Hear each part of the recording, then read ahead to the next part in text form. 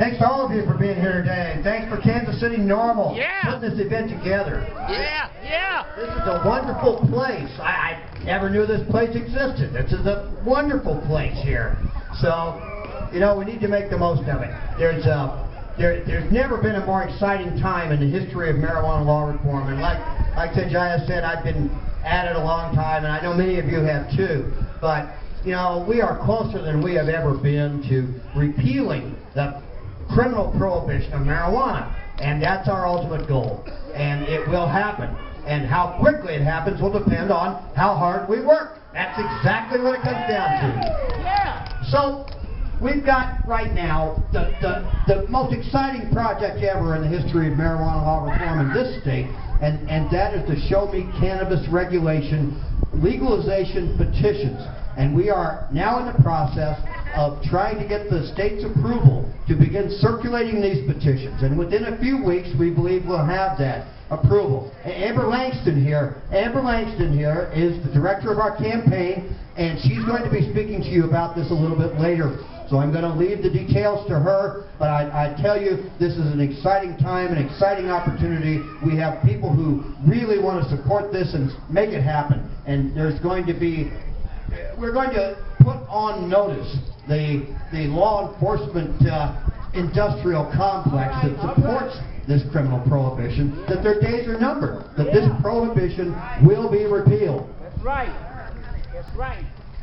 I want to talk to you about some history here today for just a little while, but there's a lot of history converging this weekend. I just saw an essay that was published out in San Francisco about Missouri native Sam Clemens, you know, Mark Twain, and some interesting scholarship has just been revealed, which indicates that probably Mark Twain was smoking hashish when he was in San Francisco in about 1860, right around the time that the Civil War was beginning and the Battle of the Hemp Bales was happening. But there's some newspaper accounts that just flat out state that Sam Clemens was walking down the street here the other day under the influence of hashish, and all the bohemians, all the hippies in other words, in San Francisco are on a hashish mania. And Mark Twain was hanging out with Fitzhugh Ludlow, the author of the book The Hashish Eater. And Ludlow did hash in a big way, you know, and he was inclined to eat it more than smoke it. So there's very little doubt. I mean, you know, unless the newspapers are wrong, and that never happens, Mark Twain was smoking hash in San Francisco. But there's always been a lot of dope in San Francisco, of course. And I want to mention that next spring, NORML is going to have its national conference, most likely right there in the Bay Area in San Francisco. So make plans now and be there with us if you can.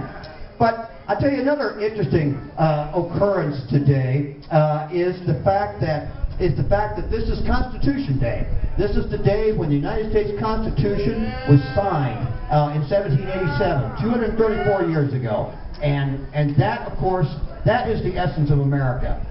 Not the flag, although the flag is nice, and you know, not all the other symbols and right-wing icons. It's the Constitution that is the essence of America. It's the Constitution that protects our rights, and it doesn't protect them by itself. We have to actively work to make the Constitution have meaning. And one of the things that we're working on over in mid-Missouri right now is stopping random drug testing of students at a public university, Lynn Tech State College, a public tax-supported institution, had the nerve to declare they were going to start to randomly drug test all the new students entering that school this fall. Well, a lawsuit's been filed by the ACLU, and a federal judge has already issued an injunction against that. But if nobody stood up and fought, if nobody resisted, if nobody said no, this would go on, and they would go further, and they would erode our rights further. Next, it would be everyone who wants a driver's license. It's important to draw the line and to fight back. When we see other people's rights being trampled, you can be sure